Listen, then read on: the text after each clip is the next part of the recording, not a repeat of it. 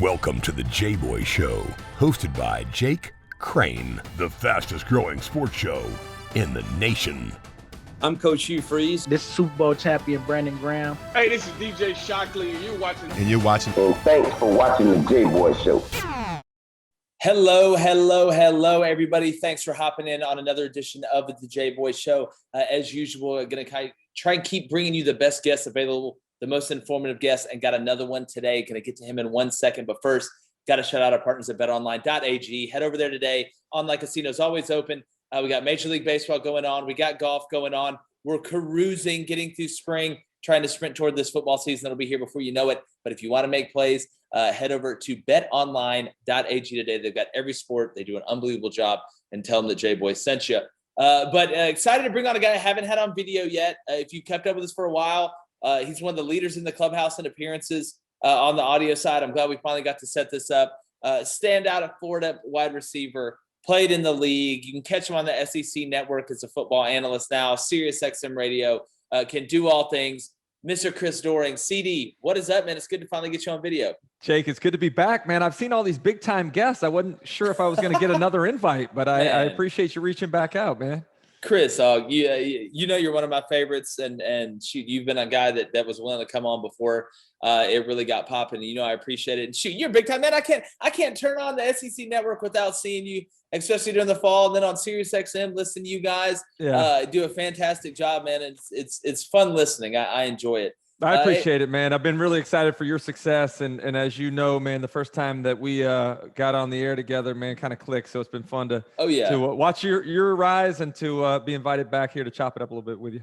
Man, well, you know I appreciate that coming for you. You obviously know the respect level that I have for you. And I've been excited to get you on because there's a lot of stuff going on. Number one, we got spring practice, which obviously the coaches are thrilled about, the players. Us being able to watch. What have you kind of gleaned just so far, looking around the landscape? I want to start with the East. You know, Georgia, even with Pickens out, looking like they're going to be the strength in the East this year. We know what Florida lost. Just kind of an overview of the East because, man, Kentucky and Missouri are a little sneaky to me. Kentucky may be more than Missouri, not to win the East. I'd like to be able to do some things, but you can never count out Dan Mullen. I don't care how much they lost. Well, first and foremost, let's talk about how weird it's been. Yeah.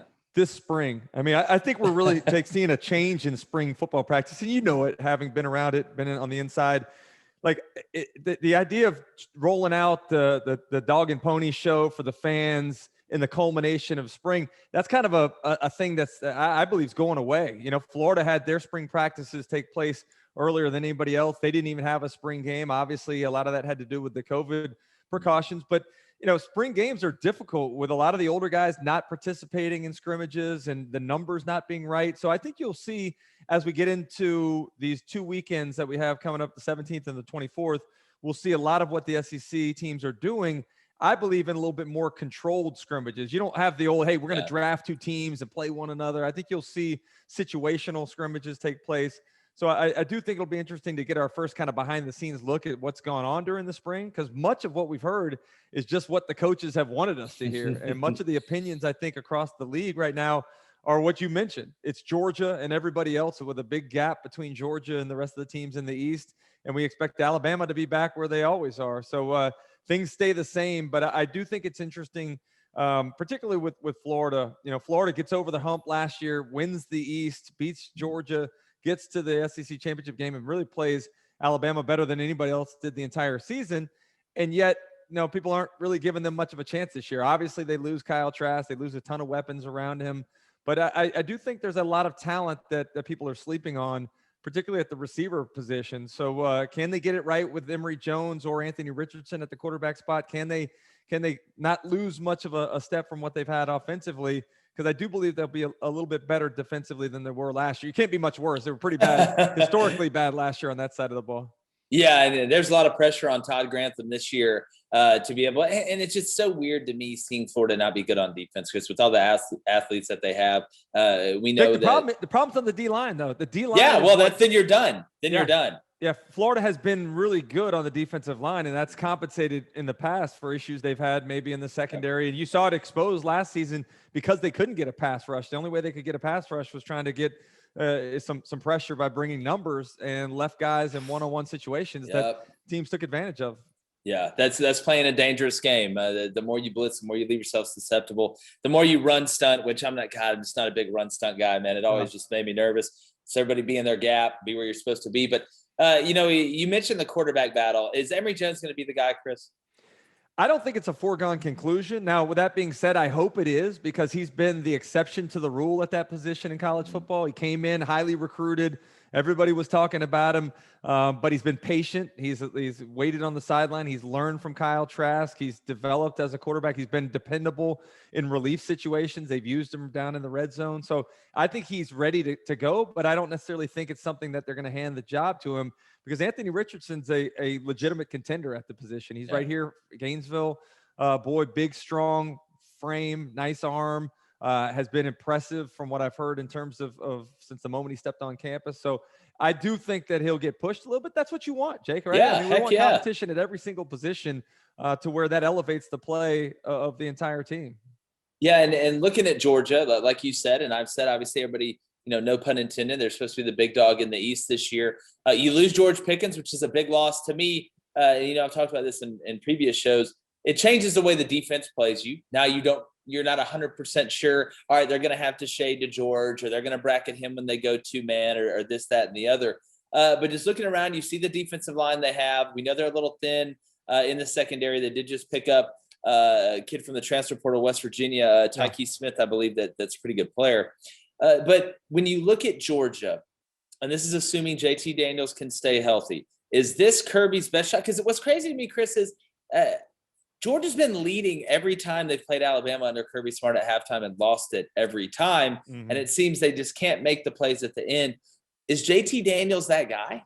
You know it as well as I do, Jake. It's sometimes when you're trying to ascend to a place you haven't been before, you have to get over that mental hurdle. And right now, the mental hurdle that exists for Georgia is Alabama. As you mentioned, they've played really, really well in a number of those games, but just haven't been able to finish.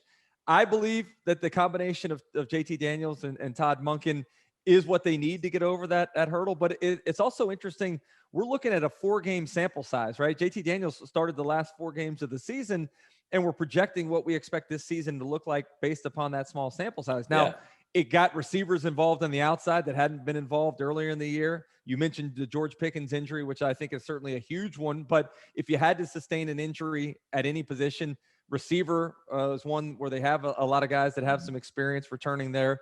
You can't replace a guy like Pickens. But at the same time, you look what it did for their offense. Go back and look at the way they ran the football against Missouri and South Carolina after JT Daniels was bringing that threat of the vertical passing game.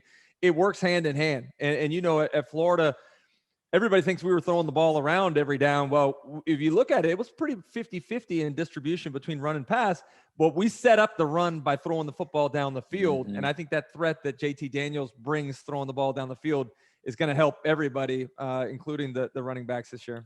Yeah, no longer can you say, all right, we're just going to creep this safety down in the box and play the numbers game.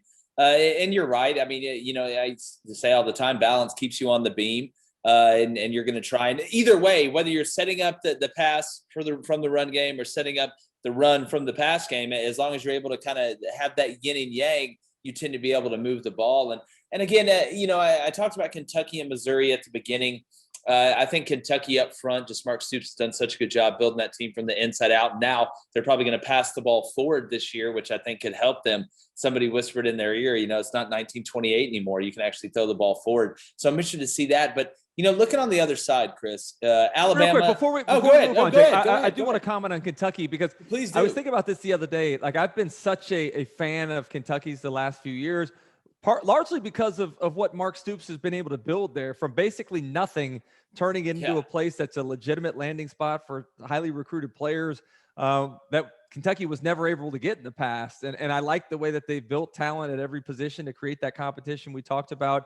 But I the sign of a great leader, Jake, is somebody that's willing to make a tough decision. And Eddie Gran was one of Mark Stoops' really good friends that had been together for a long time. A reason for a lot of their success when they switched from when Drew Barker got hurt, they switched to a ground and pound oriented offense that served them well. But they realized they had to get into this century of college football, throwing it down the field. They went out and got Liam Cohen. And if you listen to Mark Stoops, the way he's talked about the offense, this is a defensive-minded head coach. It doesn't matter if you're the head, you still are grounded in the roots from where you came, and he is going to default to the defensive side. And to watch and listen to how excited he's been about what the offense has been able to do, I think they finally have the ability to push the ball down the field, and they have receivers now that can separate, something that Kentucky hasn't had in a while. So again, I'm going to go out there on a limb and be a proponent of Kentucky's. They burned me the last couple seasons. It's actually how you and I kind of bonded last year, as I picked Kentucky to win at Auburn last season. That's true. Probably should have, but let Auburn off the hook. And so I'm going to go back out on the limb with Kentucky again this year. I think they're going to be a top half of the Eastern Division team this year when it's all said and done. I agree. I think they got a shot, and I know, Florida fans aren't going to like this, but I think they got a shot to finish second in the East. If the Florida experiment doesn't go good with the new players, obviously the schedule too, you got to look at. But and then again, I like what Eli's done at Missouri. I still think they're at least a year or two away. Is it not amazing, Jake, to think about 4 new head coaches in the league last year, and all 4 of them exceeded expectation level? Nuts. Sam Pittman's season that he had at Arkansas, Eli, what he was able to do, the fact that all of these coaches didn't have the benefit of spring practice or very little time to install what they were doing, and yet had that much success, really speaks to the type of coaches those 4 are. And I'm interested to see how these new ones will be able to live up to the expectation level that was set from last year's group. Yeah, well, and before I do go to the East or the West, Chris, I do want to finish the East because I had Shane Beamer on, love coach, a great guy. I think he gets it. I think he's going to help send that South Carolina program back in the trajectory they were at a little bit earlier when they were able to, compete against Clemson. He was there as, recruiting coordinator and understands what you have to do. Is that not a very similar hire to what Arkansas had with Sam Pittman? It's a good fit, right? Yeah, and it's just a good fit. The way that Pittman, it's like I said, I feel like if you went into an SEC coach creative lab or where you could 3D print a coach for Arkansas, it would be Sam Pittman, 100% walking out. But Shane, to me, at South Carolina is the same way. I think he just understands how to recruit that state. He understands, we had him on, he's very respectful, obviously, of Coach Sweeney and what's going on at Clemson, but Shane Beamer's not afraid of Clemson. He's not coming in there. They were beating afraid. Clemson. Think about it. They're winning 10, 11 games, Chris. Yeah, Coach Spurrier's teams were beating Clemson handily. Usually, they were owning Clemson for a while there, and it was kind of a weird dynamic shift. But, Coach Beamer was on those staffs that was dominating Clemson in the early years of Dabo Swinney's tenure. How do you like the hire? Do you I love the hire. Yeah, I love the hire because of the fit. I love the hire because of the experience there in that state and at that school. But most importantly, I love it because he wants to be there. He's passionate about being there. This is not a stepping stone job for him to go elsewhere. I very much see a similar situation to what his dad was able to build at Virginia Tech taking place right there in Columbia with a guy that wants to be there for the next 20, 30 years. Yeah, and if you're Shane Beamer, if it's me, and I didn't ask him this, maybe I should have. I don't want to call it Beamer ball. I want to call it something different, something that he comes up. And that's obviously that's his dad's thing. I just wonder, you can't say the Shane train because of Lane Kiffin. You can't say that. You're really running out of options. I thought maybe, and maybe I'm just spitballing here, Chris. Maybe I'm just losing it. You and Hester can laugh at me later. But maybe Beamer, maybe like some alien spaceship or something. Like, like, I don't know, like a beam or maybe the car or something. I don't know. I have no doubt that South Carolina is going to be able to come up with something. The cock and fire offense with Coach Spurrier was great, right? That was awesome. Awesome. You look at some of the videos that South Carolina's social media department puts out. They'll come up with something good. You give them a reason to be excited there, have some success early, and fans are really going to take it to the next level in Columbia. Yeah, I'm interested to see how they play it. But I do, before we get into the West, I do want to give a shout out to our partners over at eBay. You need to go to ebay.com/sneakers today and copy a pair that can make you look as good as Chris Doering on set. He's always rocking the freshest stuff. Go to ebay.com/sneakers. They've got a whole team full of authenticators. They're going to make sure the logo's right, the box is right, the tongue, whatever other part the cobbler puts together to make the shoe. They're going to make sure that's exactly what you ordered. No games, no gimmicks. We all trust eBay, so go to ebay.com/sneakers today. Here with former Florida standout wide receiver, former NFL standout. You can catch him now on the SEC network, ESPN doing his thing as a football analyst, also on Sirius XM, and really everywhere. Just turn the TV on, especially during the fall. You're going to see him, Mr. Chris Doering. But going to the West, because I've already said what I wanted to about Josh Heupel. I think it's a stopgap hire. I think this is the roster right now. I don't know if they're in a good place, and you can comment on that. But I want to start with the Mississippi schools in the West and kind of work our way around. We've seen what Lane's done offensively. We know that they've added some personnel defense.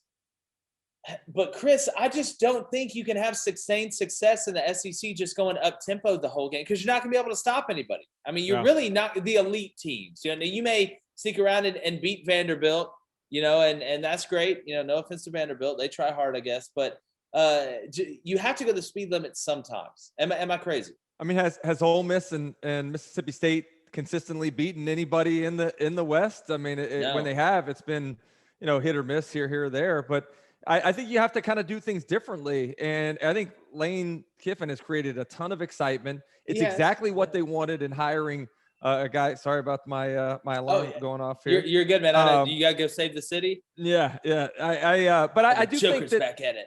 If you could just get any sort of semblance of alignment and soundness on the defensive side of the ball, you're going to be considerably better. I mean, look at the roster of offensive talent. Obviously, you lose Elijah Moore, who I think is an underrated receiver still at this point in time. We're not talking about enough about him coming up in the NFL draft. Kenny Yeboah, you lose.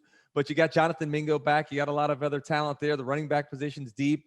I want to see what they do with John Rice Plumlee. But just get me, what a great sales pitch if you're out recruiting and you're Lane Kiffin and say, hey, you guys can come in and have an immediate impact. You're going to have a chance to play right off the bat, and you're going to play in one of the great cities in the SEC. You're going to have a chance to compete in the best conference in all of college football, and you're going to be paired with an offense that's going to score points. So we give a little bit of a margin for error defensively.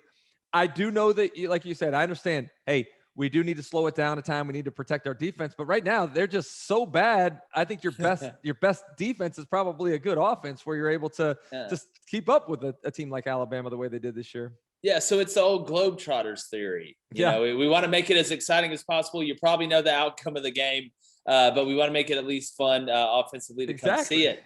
And I get that, and I just maybe you do it until you're able to build up enough personnel, and because you know as well as I do, it's not always going to be hitting against everybody, and you bury yourself in a hole running that type of offense early, and then because last year, and I've said this stat, this is still the craziest, maybe one of the top 5 craziest just game stats I've ever seen.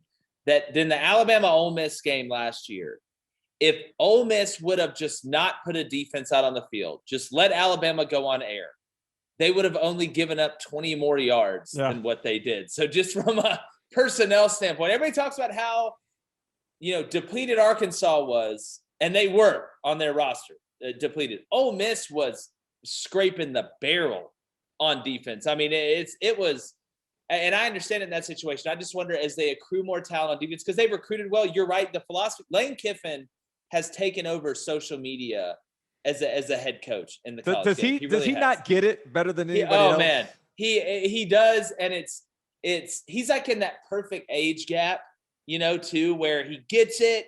It's not too old where it's kind of looks funny. But to me, it's fun watching Lane do that. But then it's also, and again, I know you may not be able to comment on this, but it's also equally painful for me to watch Dan Mullen try and do it. It just doesn't. it just doesn't fit. It's like some people's personalities. Like I have a hard time going on there and talking into the camera. Like it feels weird to do. We have to do it sometimes in our jobs. And I feel like Dan Mullen, it feels like he has to do that. And it's not necessarily like the Darth Vader thing. You know what I'm saying? No, that was funny. But it just feels kind of poorly timed, but funny. Yeah. Yeah. The dad, it's like when you were a kid and you used to go over to a buddy's house and have a sleepover with like 4 or 5 of your buddies.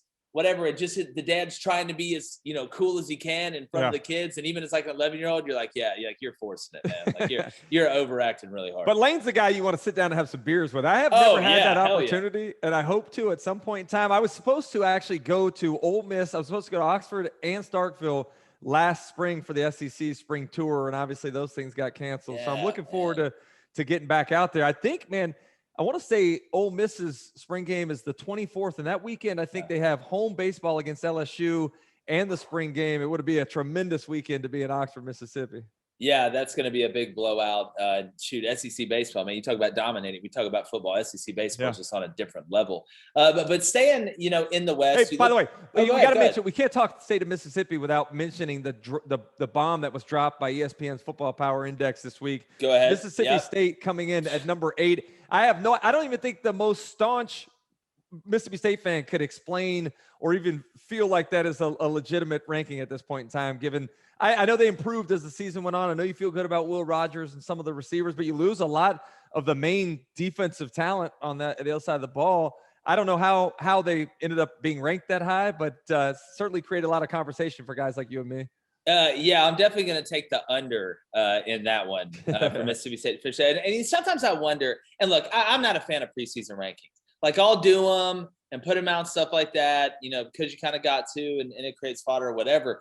But I just wonder, what algorithm did you put in with what Mississippi State lost to be able to have them as number 8 in the country? Like, what? It has to be a computer. I don't think any person would have done it. It had to be a computer. What computer is it? Because I feel like something screwed up, because that makes no sense to me. I'll be honest with you. A lot of those rankings made no sense to me. I think they had Mississippi State right behind Georgia. So Georgia and Mississippi State, we're on the same level here. And Georgia was right behind Texas A&M, a team who we have no idea who the quarterback's going to be. Yeah. At least we can justify what we expect from Georgia in terms of who the trigger man's going to be. But to have A&M one spot ahead of them and to have Mississippi State, I think, 2 spots behind them, to me was a little bit confusing. I agree. And ever since I watched iRobot, I don't trust computers anyway. So I just always think they're nefarious. Hey, Jake, the great part about it is the FPI rankings will change 4 or 5 times before the season starts, and there will not have been one single game played. So I don't know how that works. Yeah. It's like the NFL mock draft. Yeah. You put out like 4 different versions, and something's going to be right. Somebody's going to be right. Yeah. Correct. You won't get held accountable for being wrong. I can tell you what I think FPI stands for, but I know this is a family-friendly show. I work for ESPN. And you work for ESPN, so it's a win-win. Yeah, so definitely. But I'm just glad you come on my show. But, Chris, moving toward, the rest of the West. You look at Mike Leach and Mississippi State. We just talked about that. I think they're going to be better. They'll be improved. They'll be improved. And I know everybody says it all the time. They need to run the ball more. They do. The smoke draw is not going to work. Not that it's not going to work, but you got to have a little bit more. I understand the check down or the swing. It's called a lot of times basically as a run to supplement that. And they're not going to change. They're not. I know, Chris, Leach. but I'm just going to say it. Say it. And I'm supposedly, hopefully, get Coach Leach on soon. And really want to ask him about that. Have you ever talked to Coach Leach? Man, I have never. He's one of the few guys I have not talked to. But when I do, I want to have like an index card, like right here, like he does on the sideline, just to talk to him. So he was funny, man. He was friends with Brady Ackerman, a guy that I played with at Florida. They were coached together up at Valdosta State and stayed friends. And one year, I guess when Coach Leach was out of coaching, was down in Key West, he came up to Ocala to play in Brady's golf tournament that I played in. And it was exactly what I said I wanted to do with Coach Kiffin. We sat around with Mike Leach, had beers, listened to stories.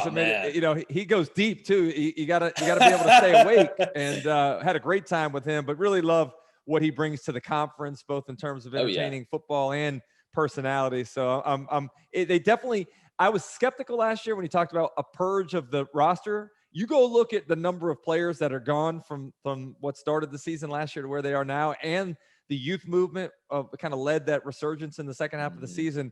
There's definitely some reason to be excited if you're a Mississippi State fan. Oh, yeah. I mean, now listen, Mike, with that air raid, he'll get in that witchcraft and wizardry now. You got to stay on your P's, Houston. You got to get out of man, LSU. No question. You got to get out of man. They want you in man.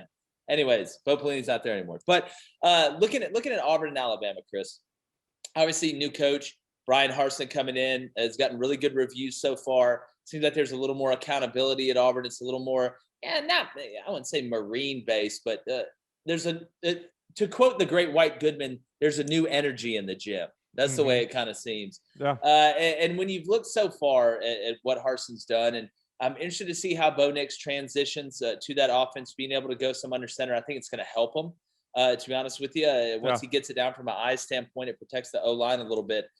Just what do you think so far of Brian Harsin and Auburn? Well, first and foremost, I think he shows great awareness, right? He understands what he knows and what he doesn't know. And what he doesn't know is this conference. He comes from, having coached at Texas, obviously played at Boise, and most recently the head coach there. but he doesn't know this conference. So he goes out and hires Mike Bobo, who has played in this conference, who has been a coordinator in this conference. He's also been a head coach elsewhere. So you got that resume. And then Derek Mason, which I think is a tremendous hire for both sides. It's mutually beneficial. And I bet, even though it feels probably like a demotion, which it is, going from being a head coach in this league to a coordinator, he's got to be excited about all the weapons and the athleticism that he has on his defensive roster that he didn't have at Vandy. So I love what Coach Harsin did to surround himself with a great staff, particularly the coordinator hires.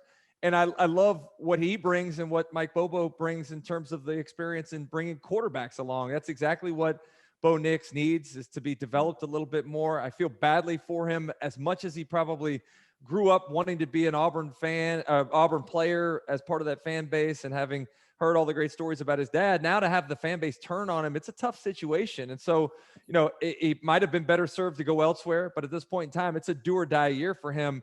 I think he makes some strides this season. The thing I worry about, though, Jake, and you know this better than I do, who's he throwing the football to? I mean, the lack of experience at the wide receiver position is really concerning for me. So I know that they will be able to run the ball, but how do they create some balance throwing the football to help with the development of Bo Nix? Yeah, and you're right on, Chris. And I'll do you one better. Not only do you got brand new guys to throw the ball to, but you got to pass protect for them, and you don't have a bunch of new offensive linemen. I mean, last year they couldn't block somebody on Facebook when it came down to the pass rush, and it's something. And again, like I said, I always say two things can be true at the same time. Bo Nix can need to improve and work through the pocket, escape through the pocket, climb the pocket, throw the vertical, do stuff like that. And the offensive line can struggle in pass protection. Those two things can be true at the same time. A lot of people try and say they're the same thing, or it's one or the other, I guess is a better way to put it. And two things can be true at the same time. But you're right. I mean, we've really got, I guess you really couldn't call it like a Luke Skywalker and Darth Vader situation with Bo Nix at Auburn. But it's a do or die year. But I do think he takes some strides. But some guys have to step up. You look outside. There's been a lot of talk about Javarius Johnson, a guy that reminds a lot of people of Ryan Davis, who had some nice wiggle to him, did some big things at Auburn, was reliable.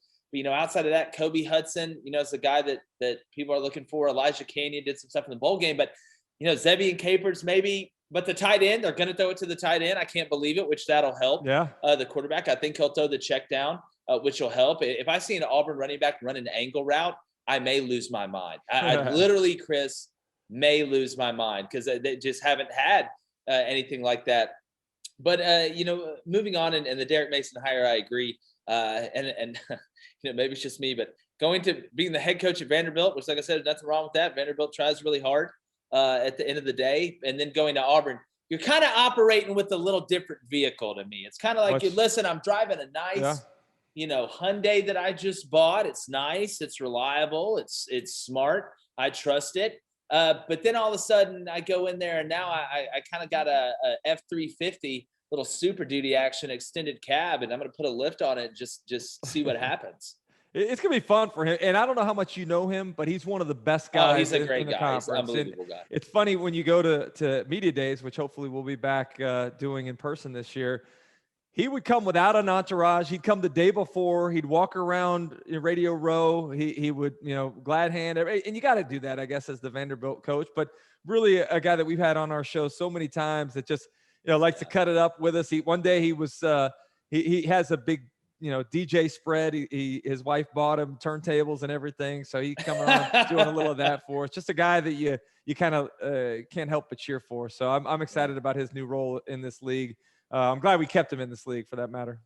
Yeah. And speaking about catches, if you're struggling catching some fish, you need to go to monsterbass.com right now. Use the promo code JBOY10. That's JBOY10. You get $10 off your first box. They're a subscription-based fishing service. They know where you're at. They know the bait you need. They're going to send you a whole box with different assortments. They're going to help you catch the big one. That's monsterbass.com. Use the JBOY10 promo code. That's JBOY10. And I'm telling you, these guys are fantastic. I'm not, this isn't a Moby Dick situation by any stretch of the imagination, but they're going to help you. Largemouth bass, crappie, whatever, they've got you covered. Look at all these sponsors you got, bro. I'm proud of you, man. These people are flocking from everywhere to be a part of the Jboy Show. I like it. Man, I appreciate it. It's fun. Everybody trips out because, I do the reads baked in, so I just think it's better that way. I think it's funnier that way. kind of do it. But no, we're very fortunate, whether it's Bet Online, whether it's Monster Bass, .com, it just going down the list, eBay. We're really excited. And Sunday Scaries, best CBD company out there. We always shouting them out. But the gummies are fantastic. They actually let me sleep. But, Chris, looking at Alabama, they return. And listen, they can lose whatever, but we all know that Nick Saban's got the Death Star rolling. I mean, it's just a machine. Yeah. They're just going to point the laser at a planet and blow it up at this point. Doesn't matter who's pointing it. They've got the laser. And we've almost become numb to that, right? I think it's a shame that we've become numb to the fact that it is, but it's a human reaction. But they lose so much every year, and we never really think about them rebuilding, man. They're just reloading. They're just using new names, and it rolls on. And I think maybe the most impressive thing to me, Jake, and you may have heard me say this before, but I love the evolution of the offense. And it kind of started with Lane Kiffin, right? The offensive coordinator being able to open things up with the passing game. Nick letting him do it. Nick letting him do it. Him having the foresight to understand as a defensive-minded head coach that we have to do more on offense and maybe put our defense in some jeopardy at times to be aggressive and stay ahead of everybody. But look at how they built on what Lane did with Brian Daboll and Loxley and Sarkisian and the RPO game and what Sarkisian did last year with motions and stack releases and route combinations. Like every coordinator has built on what the previous coordinator's done. And I'm excited to see what Bill O'Brien can bring. Can you bring in Bill O'Brien? Yeah, to come to be the OC. It's gonna be interesting to see. But I mean, what a great situation to have Bryce Young kind of take over. Again, you lose two big time wide receivers, but John Mechie looks like he's ready to step out. And Jaleel Billingsley, I don't know why people don't talk more about Billingsley. Yeah, he's a freak. That kid's a freak. It doesn't even remind. I mean, I see him doing a lot of what Kyle Pitts has been able to do. The body type is very similar. I mean, and everybody said tight end. I watch him run around. I'm like, that guy's just a big receiver, man. Yeah. I mean, that's what Kyle Pitts is. I mean, the fact that you can move a guy. Flex Y, baby. Flex Y. Exactly. That's what I was doing that back in the early 90s, man. Yeah. Coach Spurrier had it. When they brought pressure. We're going 60 protection. I'm having to put my hand on the ground and block the defensive end. Luckily they never realized that they just had to bull rush me, but just push them wide, Jake. Hey, look, and that reminds me. We had Danny Werfel on here. Yeah. And I asked him what was one of the most memorable throw that he had, and it was against South Carolina to you, like a goalpost throw. You know why? A go get him. Did he tell you the story of why it was so memorable? Well, y'all have been practicing it a lot, right? That's something you guys have been messing around. On our Friday practices, at the end of our walkthrough, we would run the goal line, we run the back end line, and just throw it up and just have some fun back there. And it actually translated into success right before halftime. Love it. Threw it up, and I was able to go get it and get a foot down. But yeah, that was what a great this. I mean, playing with guys, college football is so much different than the NFL because everybody's in the same stage of life. You're going through things together, you're maturing. And Danny, still one of my best friends today, to have the chance to get to play with a guy that you love as much as you do off the field, that roomed together the night before games in the hotel. Subliminally, I'm suggesting that he throws the ball to me while he's sleeping and making sure he's 28. Exactly. Yeah. But what a cool, and then I got the chance to reconnect with him. He and I played in Washington for Coach Spurrier together and kind of did the same thing there. So it's fun to have friends like that you've known for multiple decades, that you have that kind of ability to reminisce about some fun times together on the field. Yeah, Danny was like, I don't know if you know Chris Doering or not. I was like, do I know him? I was like, that's family right there. That's right. I was like, of course it's the CD out there making plays. But Chris, last question before I let you go, man, and I appreciate you coming on.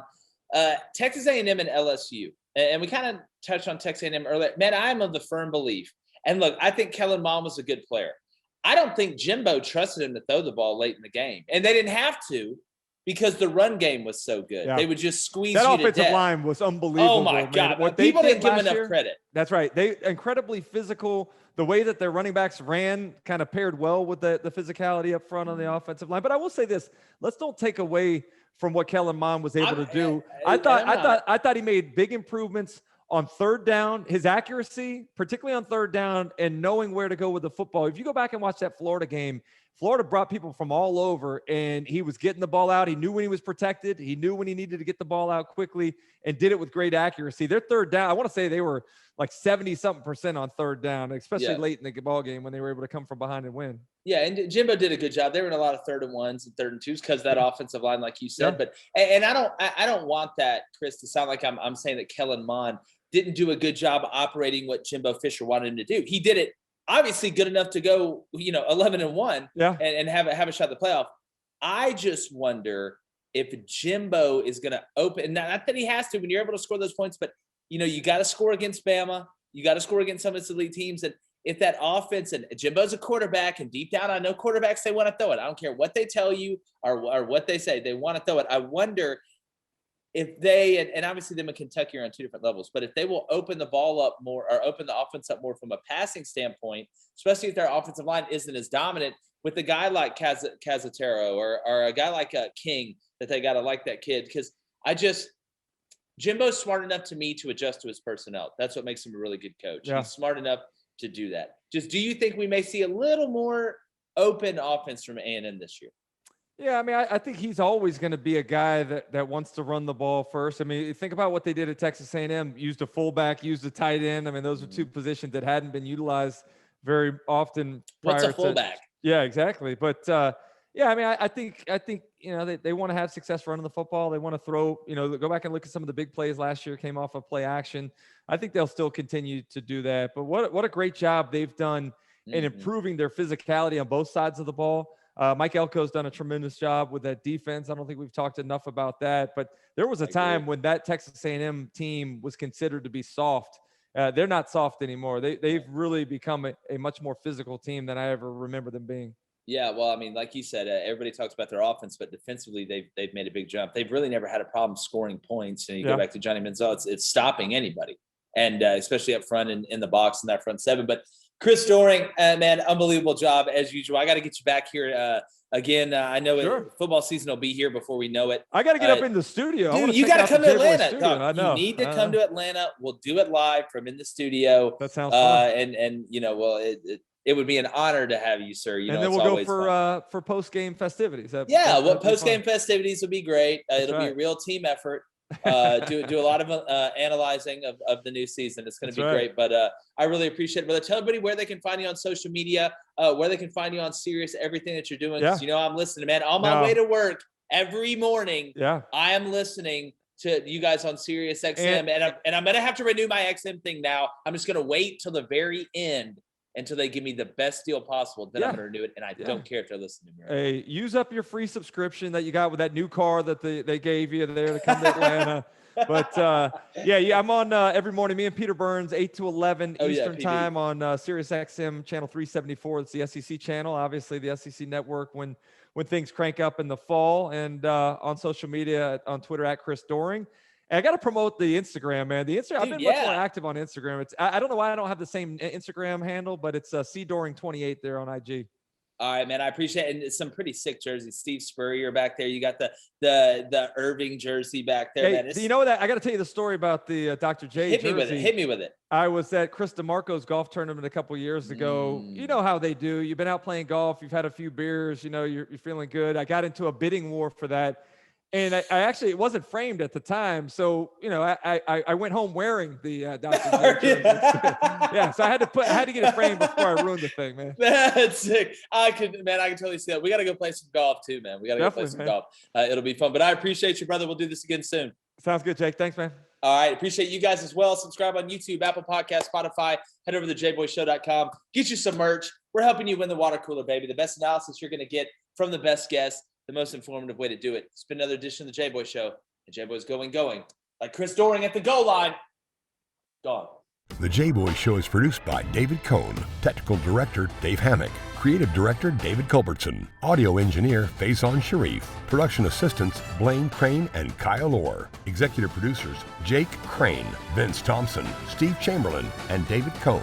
Please subscribe to our YouTube channel and visit our website, thejboyshow.com, for updates regarding our newest apparel and merch designs. Win the water cooler with the Jboy Show.